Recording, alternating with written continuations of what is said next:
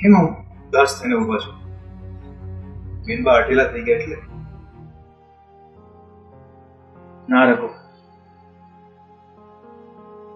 વાત કરવી એ તો બાળકનો હક છે.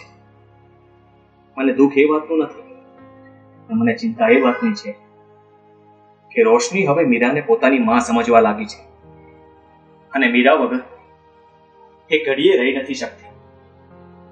તમારી વાત સાચી છે શેઠ. મને પણ ઘણી વાર એવું થાય છે કે બેનબાને કેવી રીતે કહું કે મીરા તમારી માં નહીં પણ આયા છે. જો આમને આમ ચાલ્યું ને તો રોશની મીરા વગર રહી નહીં શકે. હવે આપણે રોશનીને મીરાથી અલગ કરવી જ પડશે. એટલે કહેવા શું માંગુ છું શેઠ?